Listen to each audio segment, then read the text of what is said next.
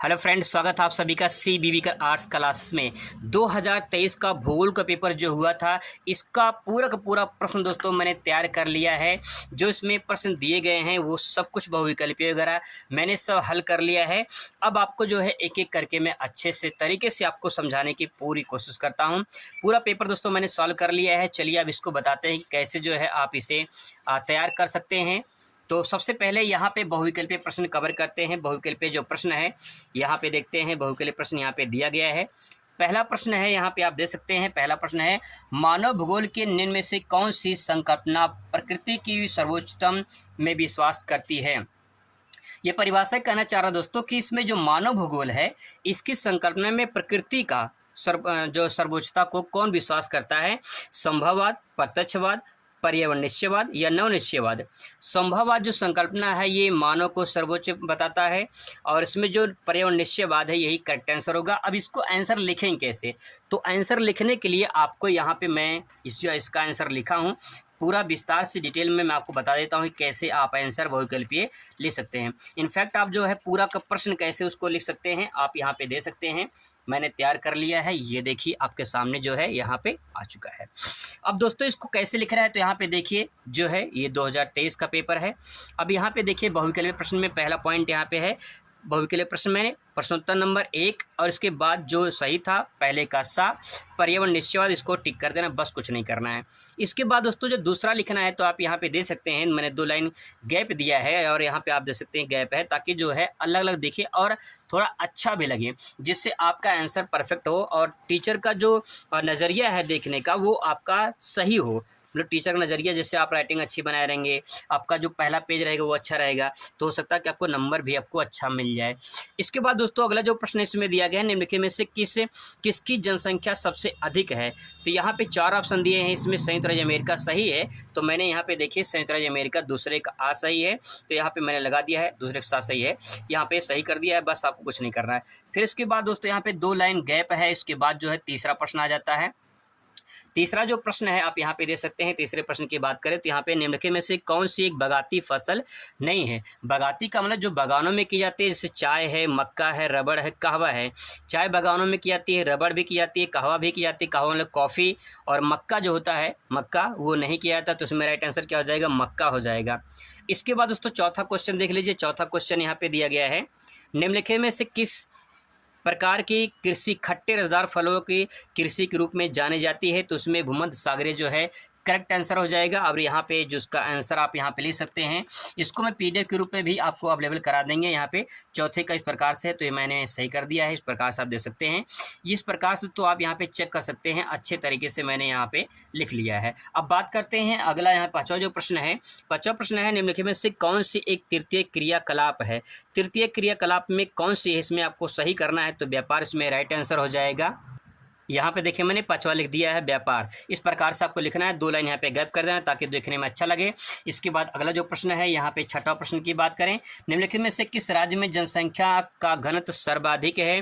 तो इस राज्य में से देखा जाए तो पश्चिम बंगाल है, कि अगर यहाँ पे बिहार दिया होता तो बिहार पहले नंबर पे होता, लेकिन यहाँ पश्चिम बंगाल दिया है, पश्चिम बंगाल दूसरे नंबर पे है, तो राइट आंसर यहाँ पे पश्चिम बंगाल। मैंने देखिए यहाँ पे टिक करके 2 लाइन छोड़ के यहाँ पे फिर दूसरा प्रश्न लिखा है।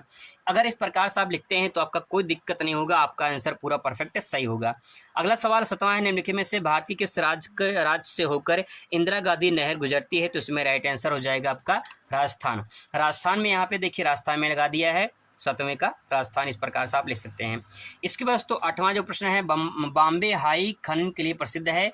तो बॉम्बे जो हाई है या मुंबई हाई कहें, इसमें बा जो है नहीं सॉरी, ये खनिज तेल जो है इसमें ये सही है, सा सही है, तो इसका राइट आंसर क्या हो जाएगा, यहाँ पे दे सकते हैं खनिज तेल। दोस्तों इस प्रकार से 8 क्वेश्चन मैंने आपको जो बताया है, आप यहाँ पे चेक कर सकते हैं। इसके बाद बात करते हैं अब यहाँ पे जो अति लघु प्रश्न है यहाँ पे, ठीक है। ये क्वेश्चन आप देखिए, मानव भूगोल को परिभाषित कीजिए, मानव संसाधन क्या है। अब इन आंसर को कवर करते हैं, तो चलिए देखते हैं। अब दोस्तों यहाँ पे देखते हैं कि जो है अति लघु प्रश्न में देखिए पहला प्रश्न यहाँ पे जो है, मतलब कि पहला नहीं, यहाँ पे अति लघु का पहला है, लेकिन प्रश्नोत्तर नंबर 9 डालेंगे, क्योंकि यहाँ पे देखिए प्रश्नोत्तर नंबर जो है यहाँ पे ये 9 दिया गया है, ठीक है। तो यहाँ पे पहले लिखेंगे मानव भूगोल हेडिंग डालेंगे, उसके बारे में लिखेंगे कि मानव भूगोल के अंतर्गत मानव और पर्यावरण के अंतर संबंधों का अध्ययन किया जाता है। दो चीज़ यहाँ पे दिया गया, एक तरफ मानव है, दूसरा भूगोल है। तो एक तरफ मानव, दूसरा भूगोल, यानी भौतिक पर्यावरण के बीच मानव और भौतिक जो पर्यावरण है उनके बीच जो अंतर संबंध होता है उसी को मानव भूगोल कहा जाता है। अब इसके बाद यहाँ पे एक परिभाषा लिखेंगे, किसी वैज्ञानिक का परिभाषा लिख देंगे ताकि जो है वो आंसर परफेक्ट हो जाए। यहाँ पे मैंने रेड पेन से लिखा, आपको रेड पेन इस्तेमाल नहीं करना है, मैंने सिर्फ ऐसे ही अच्छे के लिए यहाँ पे थोड़ा सा लिख दिया है। अब देखिए रटजल ने कहा है, क्योंकि मानव भूगोल के जनक ही जो है रटजल हैं, अल्फ्रेड रटजल। तो रटजल के अनुसार इन्होंने क्या कहा है, देखिए जरा, मानव भूगोल मानव समाज और धरातल के बीच संबंधों का संश्लेषित अध्ययन है। तो यहाँ पे दोस्तों जो परिभाषा बताया गया है आप इसको आसानी से समझ सकते हैं। यहाँ पे जो कहा गया है, यहाँ पे कहा गया है कि इसमें जो मानव है, ये मानव समाज, ये मानव कहाँ रहता है, समाज में रहता है, समाज के बीच में रहता है, क्योंकि मानव क्या है, एक सामाजिक प्राणी है। ये सामाजिक प्राणी धरातल पे रहता है और धरातल के बीच जो संबंध होते हैं, मतलब कि मानव जो धरातल पे रहेगा तो धरातल के जो भी संसाधन होंगे उपयोग करेगा, तो कुछ संबंध बने कि नहीं बनेगा, बिल्कुल संबंध बनेगा। तो मानव समाजों और धरातल के बीच जो संबंध होगा उसका संश्लेषित अध्ययन है। इसके बारे में पिछले वीडियो में बता चुका हूँ। संश्लेषित का मतलब जुड़ा होना, मिला होना होता है। तो मानव समाज किससे जुड़ा हुआ है, पृथ्वी से, धरातल से जुड़ा हुआ है। धरातल पे जो संसाधन है उसको उपयोग करता है, तो उसको क्या कहेंगे कि उनके संबंधों का संश्लेषण मतलब जुड़ा होना, संबंधों का अध्ययन किया जाता है। इसके बाद दोस्तों परिभाषा आप इसको और लिख सकते हैं, जैसे कि एलन सैम्पल ने, यानी कि शिष्या थी, इनके बारे में भी लिख सकते हैं कि मानव भूगोल अस्थिर पृथ्वी और क्रियाशील मानव के बीच परिवर्तनशील संबंधों का अध्ययन है।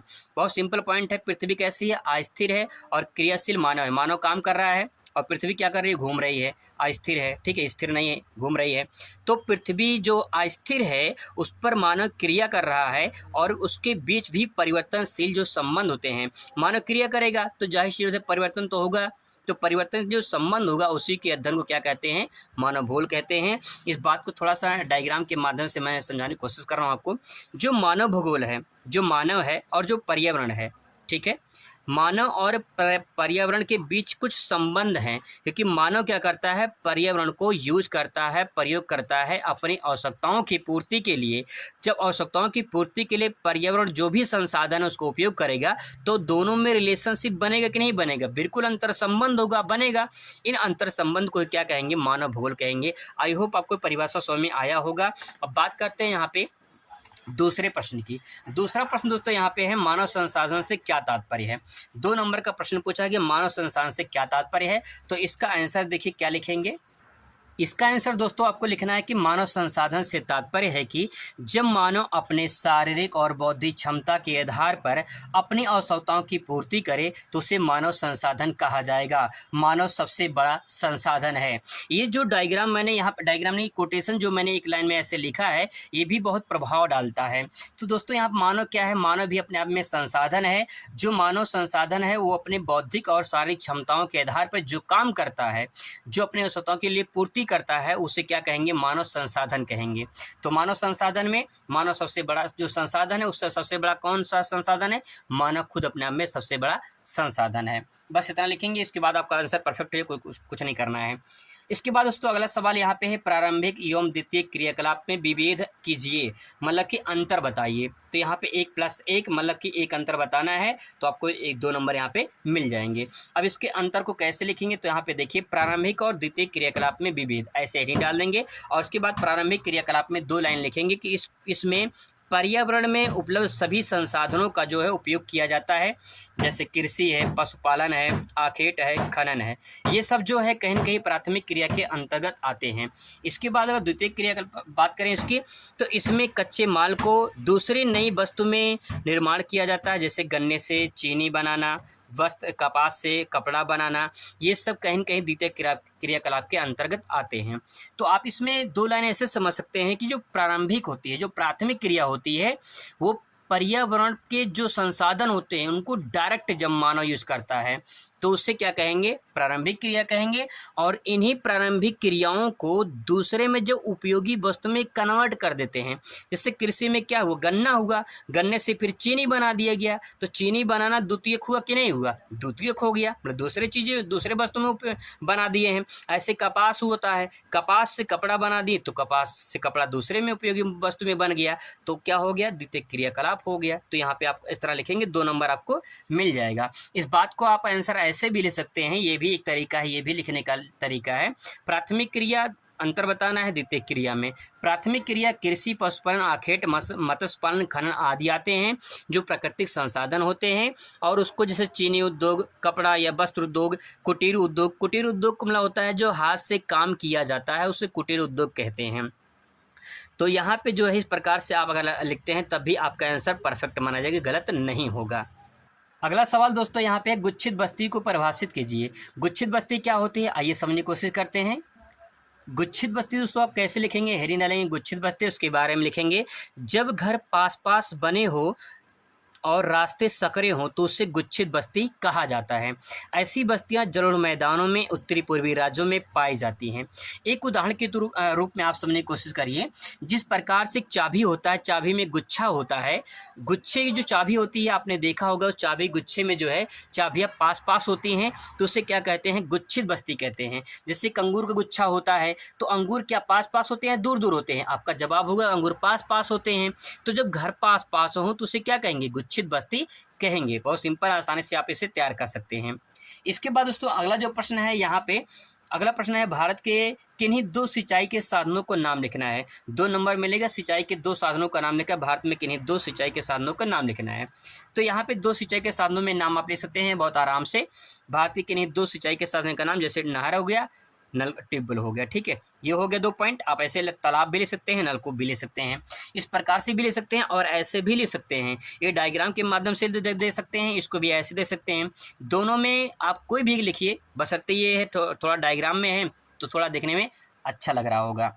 अब दोस्तों यहाँ पे चौथा प्रश्न है, पर्वतीय क्षेत्र विकास कार्यक्रम का वर्णन कीजिए। ये क्वेश्चन पूछा गया है। अब यहाँ पे दोस्तों अगर बात करें कि जो है पर्वतीय क्षेत्र का, इसका आंसर क्या लिखेंगे, प्रश्नोत्तर नंबर दोस्तों 14 यहाँ पे ऐसे डालेंगे, इसके बाद हेडिंग डालेंगे, लिखेंगे इसके बारे में। इस कार्यक्रम के अंतर्गत पहाड़ी क्षेत्रों के विकास पर ध्यान केंद्रित करना होता है, क्योंकि नाम से ही देखिए स्पष्ट है, पर्वतीय क्षेत्र विकास कार्यक्रम, मतलब जो भी कार्यक्रम होगा विकास के लिए वो कहाँ पे होगा, पर्वतों के क्षेत्र में होगा। तो यहाँ पे इस कार्यक्रम के अंतर्गत पहाड़ी क्षेत्रों के विकास पर ध्यान केंद्रित करना होता है। इसका उद्देश्य है वृक्षारोपण, कृषि, बागवानी तथा घाटी वाले क्षेत्रों में सड़क, स्वास्थ्य, शिक्षा आदि के क्षेत्रों पर ध्यान केंद्रित करना होता है। इसकी शुरुआत 5वीं पंचवर्षीय योजना में की गई थी। तो यहाँ बस इतना आपको लिखना है। नाम से स्पष्ट है, पर्वतीय क्षेत्र में विकास की बात कही जा रही है, तो कहीं न कहीं उसके बारे में सड़क अच्छी हो, स्वास्थ्य की सुविधाएं अच्छी हों, शिक्षा की सुविधाएं अच्छी हो, ताकि जो है पर्वतीय क्षेत्र जो घाटी में बसे हुए क्षेत्र होते हैं, प्रदेश होते हैं, उनका विकास किया जा सके। अगला प्रश्न दोस्तों है, लिंगानुपात को परिभाषित कीजिए। यहाँ पे देख सकते हो 2022 में, 23 में, 20 में, 22 में, 23 में सवाल पूछा गया है, लिंगानुपात को परिभाषित कीजिए। तो इसका आंसर कैसे लिखेंगे। लिंगानुपात का तात्पर्य दोस्तों क्या होता है, लिंगानुपात मतलब ये होता है स्त्री और पुरुषों का अनुपात। सिंपल सी वर्ड में देखा जाए तो स्त्री और पुरुष का जो अनुपात होता है उसी को लिंगानुपात कहा जाता है। प्रति 1000 पुरुषों पर महिलाओं की संख्या को लिंगानुपात कहा जाता है। लिंगानुपात निकालने का सूत्र होता है महिलाओं की संख्या बटे पुरुषों की संख्या गुणे 1000। इतना लिख देंगे आप, आंसर परफेक्ट मिलेगा। 2 नंबर आपका पूरा कोई काट नहीं सकता है। इसका पीडीएफ भी मैं आपको दे दूंगा, ठीक है। यहाँ पे लास्ट क्वेश्चन 16वां नंबर क्वेश्चन देख लीजिए। यहाँ पे 16 नंबर क्वेश्चन है, भारत में कोयला उत्पादक के किन्हीं 2 प्रमुख क्षेत्रों का उल्लेख कीजिए। यहाँ पे जो इसका आंसर होगा, यहाँ पे 2 क्षेत्र के बारे में, तो आप इसे ले सकते हैं। भारत में कोयला उत्पादक 2 क्षेत्र, एक झारखंड हो गया, झारखंड का झरिया, और पश्चिम बंगाल का रानीगंज। 2 बताना है, 2 इस प्रकार से आप लिख दीजिए। आपको कुछ नहीं करना, बस परफेक्ट आंसर आपका हो गया। इसके बाद दोस्तों आपका आता है लघु उत्तरीय प्रश्न। लघु उत्तरीय प्रश्न अगली वीडियो में कवर करेंगे, ताकि वीडियो लंबा है, आपकी बोर भी ना हो। मिलते हैं नेक्स्ट वीडियो में। Thanks for watching.